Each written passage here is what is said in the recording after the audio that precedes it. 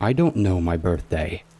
The date on my ID card, July 3rd, 1922, was invented by an Army enlistment officer when I told him that I didn't know how old I was. I'm sure my ma knew, but she died before I could ask her. I'd imagine it was written down in the family Bible, but that was destroyed in the fire. As for my pa, I don't recall him ever being sober enough to remember, if he ever knew at all. Certainly never got no cakes or presents growing up. I don't think I'm over 100, but regardless, I don't have much time left. There is a story that I need to tell before I pass on. A story from when I was very young. Better start at the beginning. I was born in the Smoky Mountains on the Tennessee-North Carolina border, in a place called Blackberry Hollow. I was the youngest of 3 children. Had a brother named Jack and a sister named Mabel. Would have certainly been more children, but my ma died giving birth to her 4th, along with the baby, a girl named Sarah. We had a small farm, about 40 acres or so. Planted corn mainly, along with some turnips, potatoes, and greens. Kept a few hogs and dairy cows too. Weren't prosperous by any means. No one in the valley was. Wasn't easy farming, on account of the rocky soil, but we did all right. Not from farming. My pa was too drunk most of the time to properly tend his fields, but he did tend his still, hidden back on an isolated mountaintop, so no revenuer would ever find it. Lived about 3 miles from the town center. Wasn't much of a town. 2 churches, one missionary Baptist church and the other a primitive Baptist church. Which one we went to depended on the fancies of the woman my pa was currently courting. Couldn't tell you the differences between the two. The sermons always seemed to be about the various reasons you were going to hell for eternity. There was also a general store and a one-room schoolhouse, which I never stepped foot in, best I can recollect. Didn't learn how to read and write till much later.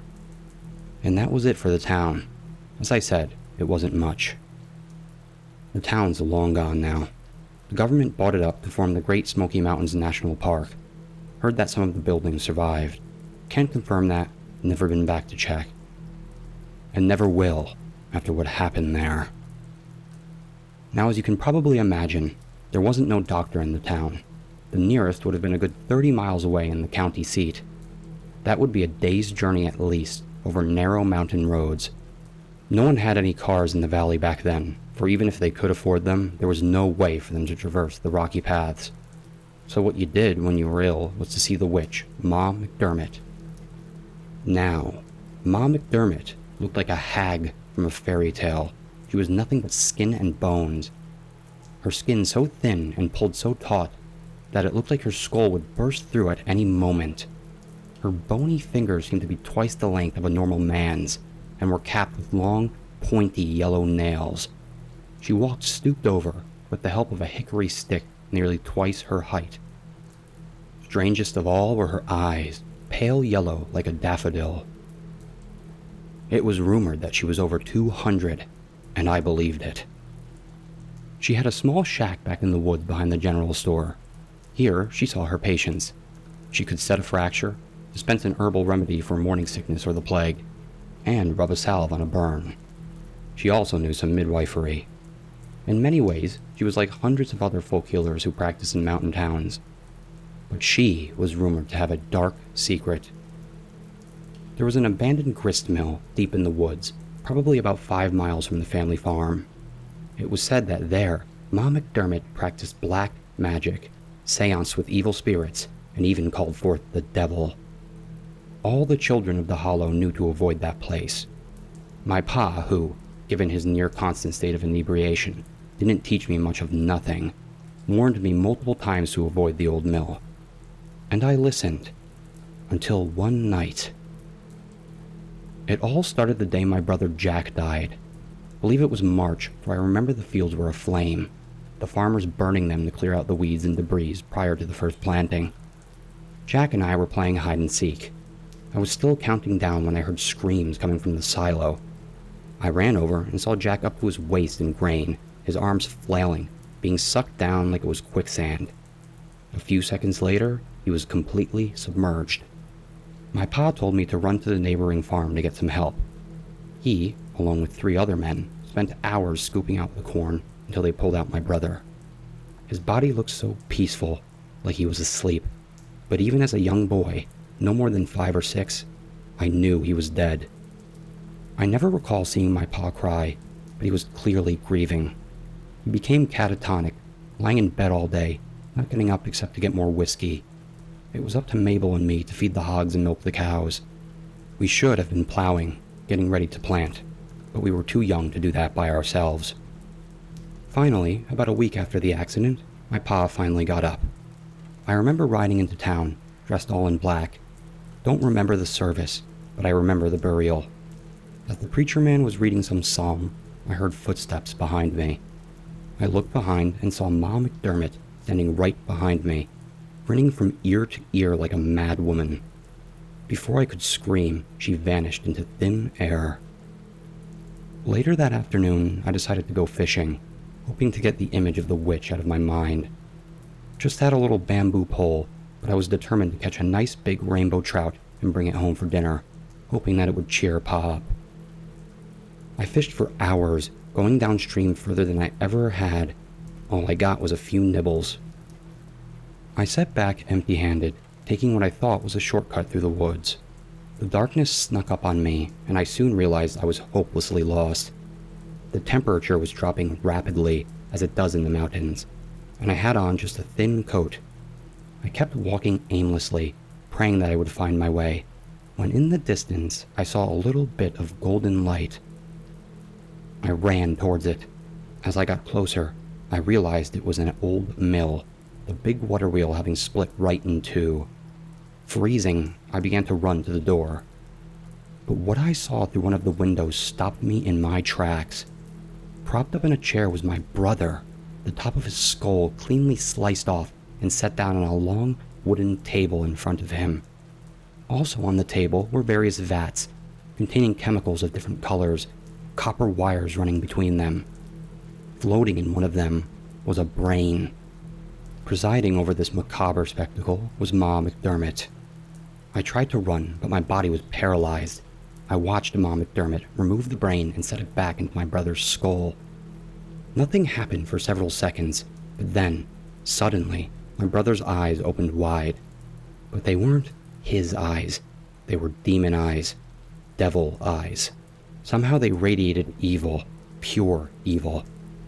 Ma McDermott looked up at me, the same grin she had on her face at the burial. She started cackling. I ran. I didn't know which direction I was headed. I just ran. Away from the mill. Away from the witch. I kept running even though my legs had long ago given out. Even though my heart was pounding harder than I knew it could. Never once looked behind me, for I knew I would see the witch, riding her hickory stick, cackling, grinning from ear to ear. Eventually, after what seemed like hours, I came out to the main road that led from the town to my farm. I didn't take a rest, but kept running, all the way back to the farm. My sister was at the door crying. I hugged her for the last time, then went upstairs and tried to wake my pa. But he was passed out from the drink. I told my sister that Ma McDermott was after us, what I saw, but she didn't believe me and went to bed. I made sure that all the doors and windows were locked and got my pa's hunting rifle out. I sat by the front door. The gun, which would have been too heavy for me to aim, was resting on my lap. I must have fallen asleep, for I awoke to my pa shaking me. Smoke was filling the house. He picked me up and rushed us outside before running back in for my sister. As I sat in the cold night air, I saw, from the light of the burning house, a figure walking stiffly toward the pines, moving like he was hewn from wood, like a cigar store Indian come to life. In his right hand was a torch, still ablaze. Despite the distance, I knew who it was. My brother. A few seconds later, I saw my pa running outside, carrying the body of my sister. She was dead. My pa thought it was a rival moonshiner who set his house alight, but I knew the truth, although I never told him. If he lived longer, I might have, but he failed as it was a few weeks later. I watched him walk outside calmly one morning, carrying a rifle. I watched as he put the arms in it and pulled the trigger. I was sent to live with one of my pa's brothers, who was the foreman at a textile mill in Asheville. For years, I had nightmares that Ma McDermott, or my brother, or what was once him, would show up in the night at my windowsill to snatch me away. But they never came. For my whole life I've wondered what Ma McDermott was doing with my brother's corpse, what her motive was. I've never come up with any satisfactory answers. I just hope that when my time comes, I will be in heaven with my Ma and Pa, with Jack and Mabel and little Sarah. I pray every day that I will not end up in hell, with the devil and with Ma McDermott, the witch of Blackberry Hollow. You know that meme about how presidents and governors, after getting elected, look super shell-shocked and stressed the next day they make a public appearance? Like the first thing that happens after you come into power is that you're pulled into a room and told all the secrets of the world? Well, turns out it's true. As a matter of fact, it's a VHS tape. The 4-hour tape was always a bit of an urban legend at the office. I'll be keeping the details of my role in the government very, very vague. But to be absolutely clear, I am very low level. My role is caked between layers of bureaucracy, and in the grand scheme of things, it's a pretty inconsequential role. When you're working at my level, you're generally not privy to any high-level secrets. Yes, top-secret meetings did occasionally happen in our building, but my focus is pretty limited and heavily administrative. So, you do what any other department does when you're in the bottom rung of the hierarchy. You discuss rumors, rumblings, crazy conspiracy theories, and everything in between. It's water cooler conversation for us. Man, I wonder what the folks at the top are doing right now. That kind of stuff. Out of all the rumors that fluttered around the office, the 4-hour tape was always the one I found the most fascinating. The crux of it, once you reached the highest clearance level, you were sat down and shown this tape. None of us knew what the contents of the tape were, or if a tape like this even actually existed, but it was fun to speculate about it every now and then. Most of the time, we found with our little rumors and conspiracy theories that the most mundane answer was usually the correct one. Life, in general, finds a way to surprise us with how boring everything can be. Now, there's something you should know about me before I continue. I'm a wimp. I'm meek, anxious, and generally restless. I'm a chronic rule follower. There is no part of me that wants to dig up secret documents and uncover the truth about what happens at the highest levels of government in our country. So, when I discuss the events of 4 nights ago, please be mindful of that. I didn't ask for this, and I'm only sharing because I don't know how much time I have left anyway. And I can't live with this stuck in my conscience alone. It was nighttime at the office. I'm known to be a bit of a chronic workaholic, and there was something I really wanted to get done before the week was over, so I was working later than usual. I went to print a document on what I thought was the printer in my immediate vicinity. The notification on my computer showed that my document was being printed, but I didn't hear any noise or paper coming out from my local printer. I checked the name of the device I selected, and it looked like I'd accidentally clicked on a printer that was being used on another floor. I sighed. In any normal circumstances, I probably would have just forgotten about that mistake and reprinted the documents on my local printer again. But our general management here is quite stringent on us, making sure that all confidential documents are accounted for. We are not allowed to share department-specific documentation to other departments. I thought. I looked up a map in my inbox, showing the locations of all the company printers. Turns out, I'd accidentally clicked on a printer named Prince Charming on the 7th floor. Huh, funny name. Off I went. I really should have just let it be. I got to the elevator and rode it up to the 7th floor. I emerged onto the mostly empty office area. In case you were wondering, the building I work in is huge, but I'd worked there long enough to know my way around it, so I knew this area surrounding the printer relatively well. I made my way through the hallways and eventually spotted the printer with my freshly printed papers minting it. I gave myself a mental pat on the back for continuing my lifelong streak of following the rules. As I went to grab the papers, I noticed some light buzz in a meeting room nearby. I looked through the window to see roughly 10 people hanging out around a snack table. In the room was a large old-looking TV on a cart, and rows of some of the fanciest folding chairs I'd ever seen, organized in a neat fashion. I didn't think much of it, and started walking off, until I heard the door open. Hey, Mr. Boskowitz, right? Jesus, man, we were supposed to start 15 minutes ago. Get in here. What? No, sorry, I think you have the wrong... I don't care why you're late. Just get in here. Grab a plate of snacks and sit down. We're starting soon. Put your phone in the bag, electronic watch in the bag, and anything else on your person that can be used to record audio or video. He responded hastily. Something about his sternness and tone short-circuited my brain. For guys like me, there's a third option behind fight or flight. It's called the just go with it until it's over, also known as the captured rabbit strategy. I put my phone and watch in the bag. I meekly tried to butt in with another, "Sir, I'm not Mr. Boskowitz," but he had already pulled me into the room at this point. He closed the door and walked to the front of the TV. I thought about making a break for it, but I decided to just see through it at this point, hoping deep down that whatever was happening was as inconsequential as my job was. Everyone had their snack plates and were heading to their seats. I awkwardly grabbed a muffin from the snack table, put it on a napkin, and took a seat in the very back row. Everyone was spaced out from each other. It didn't seem like any of these folks knew one another.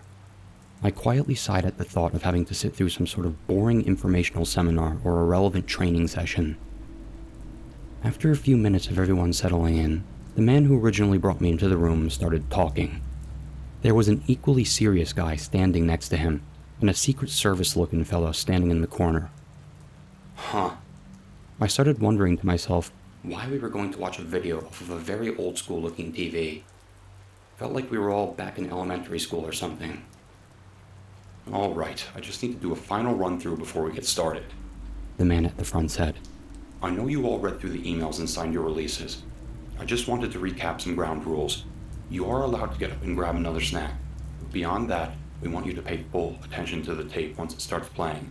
If any of you need to go to the bathroom, we strongly urge you to wait until the presentation is over. If you absolutely have to go, we will pause the tape and one of us will escort you. There is water in the corner by the snacks, and cups are right there as well. And, goes without saying, but any discussion of this presentation to folks who do not have top compartmented clearance is a breach of your terms of employment, a breach of your non-disclosure agreement, a breach of your multiple signed releases, a breach of the U.S. Criminal Code in the state of and a breach of the conditions laid out by the Committee for the Protection and Preservation of Human Consciousness. They started dimming the lights. It felt like I had missed any window of opportunity I had to leave. Too late. That committee name he highlighted sounded way above my clearance level. One of the men at the front of the room pulled out a VHS tape from a bag and very slowly and securely put it into a VHS player. He pressed play. I took a deep breath. Those water cooler conversations I'd had with my coworkers were starting to float to the top of my mind, but I quelled them. There was probably no need for panic. It was just a stupid government meeting, right? The tape started. The beginning was familiar enough. Various disclaimers about this being incredibly confidential material, yada yada yada. Insignias of relevant organizations, presidential libraries, etc. I'd seen lots of videos like this already. But wait, that insignia looked strange. Like something was off. I scanned it. Presidential libraries. That same eagle. Those same stars. Weird. This time, there was a navy blue hand on the left shoulder of the eagle. Did they update the logo? Before I had time to ruminate on it too much, the tape cut to a logo I had actually never seen before. Committee for the Protection and Preservation of Human Consciousness. The logo was just an image of a planet Earth. Fair enough. The video cut to a room that looked similar to the Congress floor, but with some strange differences. Seats were much more spaced out. The podium looked like it had seen better days, and the whole room looked to be on a pretty steep incline. Everything was in black and white. It looked like there were about 50 people in attendance. It was hard to make out the faces. Everything looked very dated, like the video was from the 40s or the 50s. The tape lingered on this one shot for quite a while. Minutes passed. I noticed what looked to be a choir, all in outfit and perfectly huddled next to each other, standing in one of the corners of the room. It really felt like I shouldn't have been seeing this. None of this was meant for my eyes.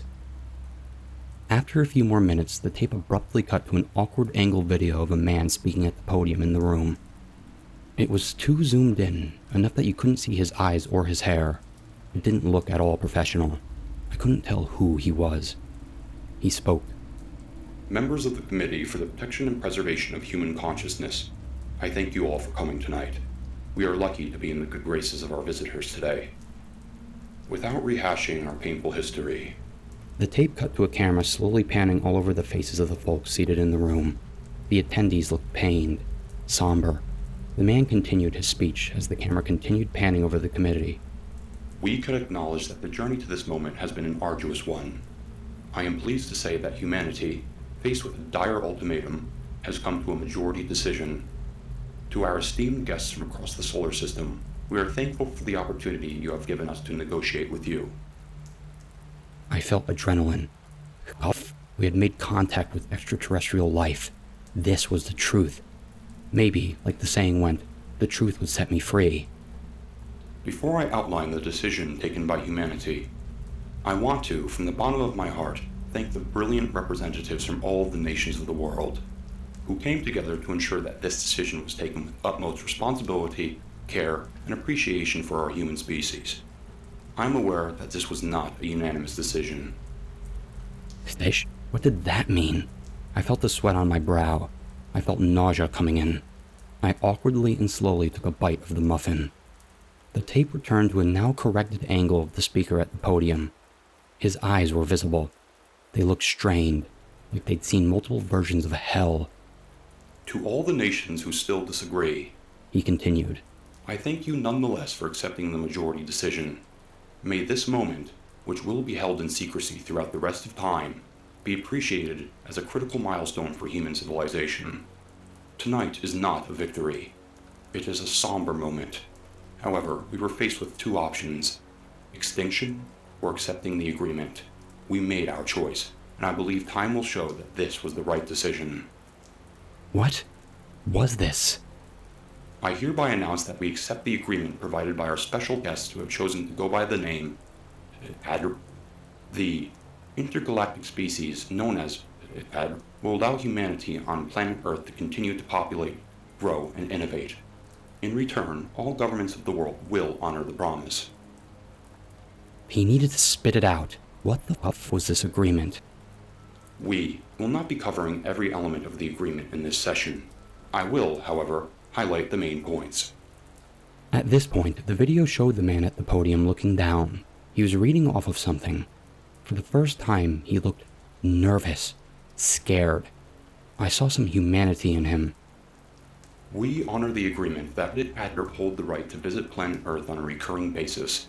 They will be allowed to consume, for the basis of nourishment, a majority of human population on planet Earth. After every visit, the remaining humans on Earth will be expected to breed and grow to capacity in time for the next visit.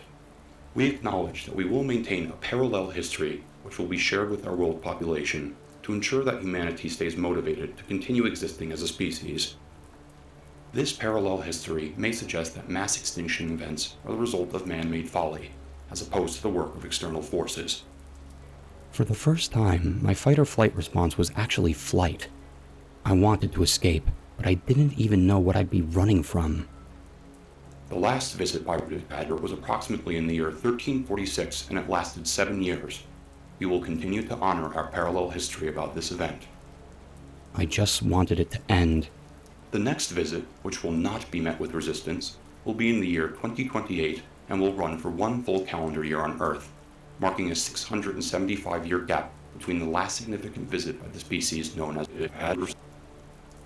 This visiting cadence is expected to speed up over time, as the remaining humans continue to sharpen their focus on building technology to allow humanity to reproduce in a speedy and productive manner. Jesus Christ, our planet is a farm. I wanted to look away, but I couldn't. The tape cut away to a larger view of the Congress-like room, the somber committee members in attendance, and the members of the choir in the corner, who I could only imagine looked horrified.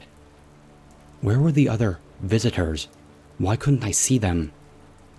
The camera then panned to a number of larger, empty seats, the same slow style of video panning as the one that had happened earlier with the committee members.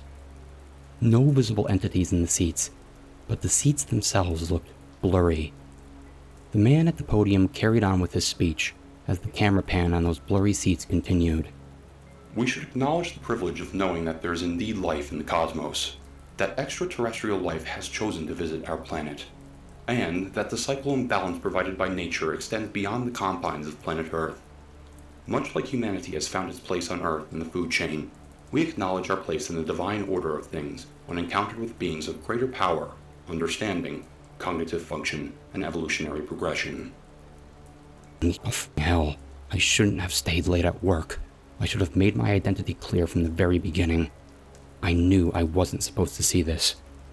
It really looked like the speaker was about to cry. While the process of consumption is a painful and lengthy one, we respect the trade-off that comes with the preservation of our species. We also acknowledge, as part of the promise, that substitutes for human life in the form of clones, should we discover that technology in the future, or other living species, will never function as a viable alternative for nourishment. The speaker continued. I didn't need to know this. This whole thing was way too specific for me.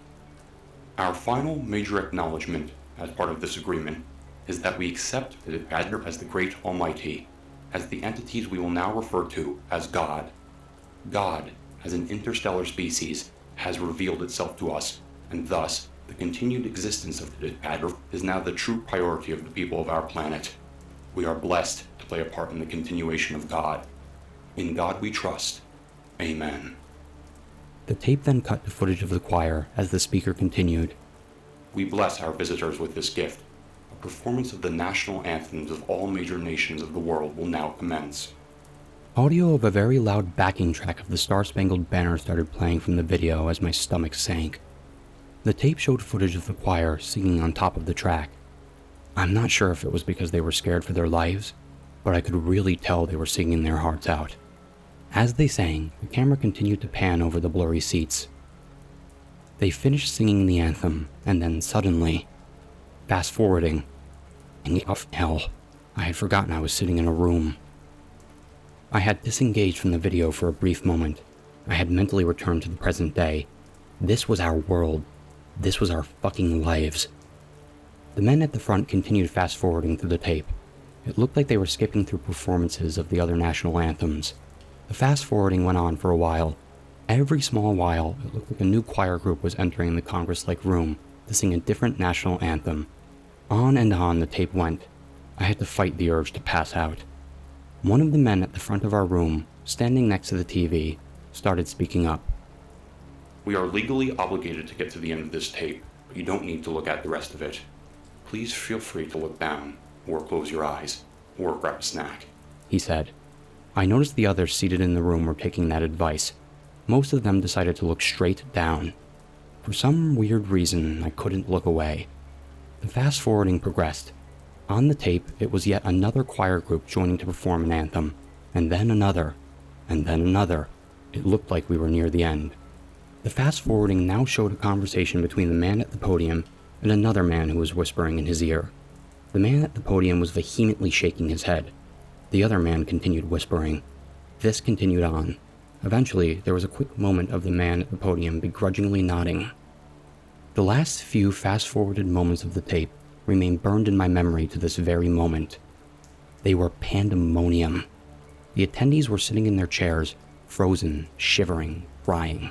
The people in the various choirs were running around the rooms in fast motion as blurry spots started covering them and ungodly things started happening to them. Why didn't I look away? If ever there was a time to follow orders. It felt like the whole thing went on for longer than it should have. Finally, the man at the front of our room stopped the fast-forwarding. They pressed play on the tape to cover the very final moment. In the tape, the man at the podium, clearly emotional, spoke his final line. The agreement has been ratified by Ad. Thank you all for attending. The final shot of the video is the full room. The committee members in their seats, shivering and crying. The dismantled and bloodied choir members strewn out about the room. The blurry seats with blood smeared on them. The video then cut away, back to the same insignia on the back backdrop. The presidential libraries. That eagle. Those stars. the navy blue hand on the wing of the eagle. The lights in our room turned on. The rest of the night was a blur. The men at the front of the room told us it was best for us to sit for an hour to digest the information. No discussion about the video was allowed to take place. When we were ready to stand, we were allowed to leave and go home. They gave us some pointers on how to accept the information over the coming weeks. Things like taking long walks, exercising, watching a sitcom, etc. I wasn't worried about them realizing I wasn't supposed to be there. If anything, I felt a strange camaraderie with everyone in the room. We were all truly in the same boat.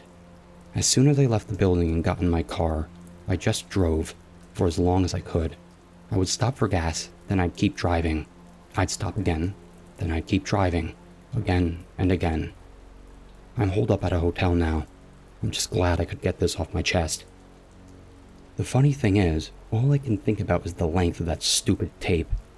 While I can't confirm, I feel like if it were played straight through without fast forwarding, it would have only been 3 hours. I wonder if the 4-hour tape rumor came from the fact that we all needed that extra hour to digest the information. And now, you're probably thinking, why don't I name the species that is going to spell humanity's doom throughout the rest of time? Why am I calling them Well, as the self-appointed leader of the Committee for the Acknowledgement that we should have just chosen extinction, I don't feel the need to honor our captors by calling them by their name. If I don't see you again, Reddit, I appreciate the water cooler conversation. I've always been fascinated with dolls, especially antiquities. My downtime consists of studying the craftsmanship of dolls, so I have a rather extensive collection of them. All of my dolls stay in the attic of my duplex, which is pretty much my safe space. I've never told anyone about my hobby, as people tend to be weirded out by them, and I don't want to lose the few people I already have. Besides that, I'm just a normal person. About 3 weeks ago, I came home from work when I noticed a package on my doorstep. It was around midnight, and I was sure there were no mail delivery workers that had been working at that hour. I also hadn't ordered anything online in about a month. Stepping closer, I eyed the package. The wrapping paper on the package seemed old and dusty, as if it were sent from centuries ago. My name was printed on the front of the paper in red ink, as well as my address and a few splotches of ink. There was no return address on the package, which I thought was weird. When I picked up the package, I felt a pair of eyes staring me down. I turned and scanned the area, but nothing was there besides the casual 2 to 3 cars driving by. After a few more seconds, I unlocked my front door and went inside. I laid awake on my bed, fighting the urge to open the package. My mind was delirious from the lack of sleep I had recently, and I wanted to wait until the morning to open it. However, something in my head told me that maybe I should open it. Turning over, I closed my eyes and tried to ignore everything. That's when I heard soft scratching sounds. "Juno, go to bed," I said to my cat. There was no response from her, so I got up and looked out of my bedroom door. Juno was already fast asleep in her bed. The scratching noises continued as I followed in the direction of the sounds. It led me to the package. Shakily, I picked up the package and slowly unwrapped it. It was an antique doll. Studying it, I realized the doll was most likely from the mid-1700s, as the doll's characteristics resembled a doll that I already own. The doll's porcelain skin had cracks in it, and its eyes were different colors. One of the eyes looked realistic, too realistic. The hair on the doll was long and knotted up, and it seemed like the doll wasn't taken good care of. What I couldn't figure out was why someone would bring me a doll when I try my hardest to conceal my hobby. I decided to let my thoughts go and put the doll in the attic with the others.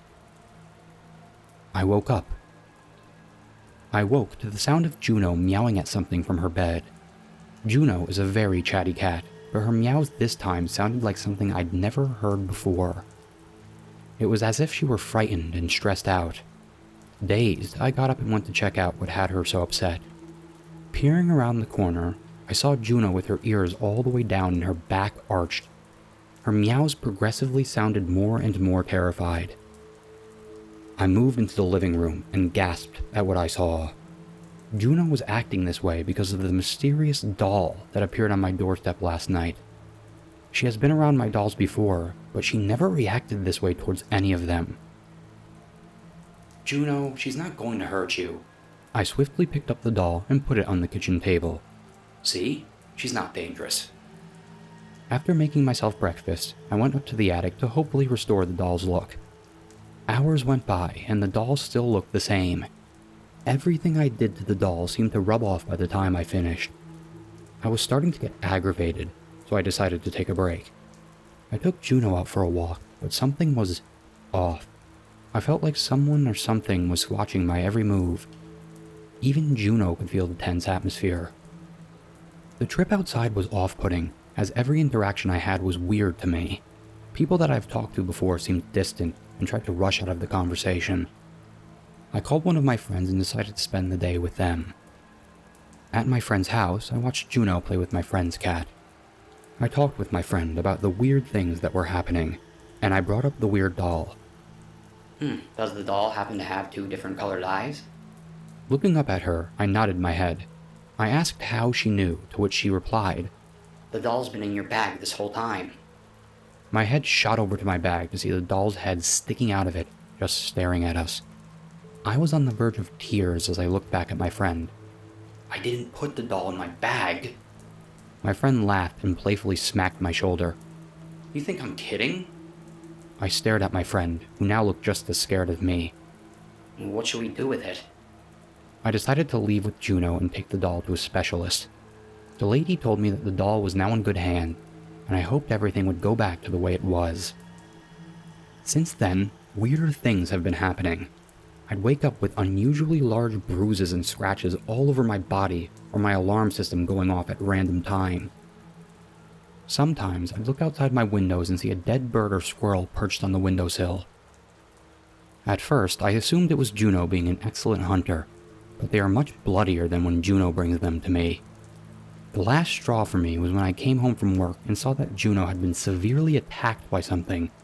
She was covered in open wounds and dirt, as if she'd attempted to fight back. I was fuming and decided to go back to the specialist in search of answers. When I got there, I saw the doll that I was gifted sitting in a glass case with chains wrapped all around it. I asked the specialist all my questions, and she answered them truthfully.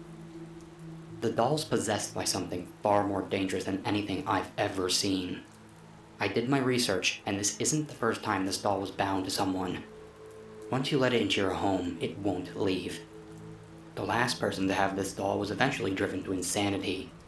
Even if the doll's not in sight, its spirit will continue to haunt you. Those words have stuck with me ever since. About 3 days ago, I came home to my poor, lifeless Juno in her bed. I can still hear her sweet meows echo through the house. Since then, I've thrown all my dolls away and immediately stopped having any interest in them. My sanity is starting to deteriorate, and I don't know how much longer I can deal with this before I end up like the previous doll owner. I've lost everything in my life, and I just don't see the point in anything anymore. I've accepted my fate, and I'm just waiting for my time to come.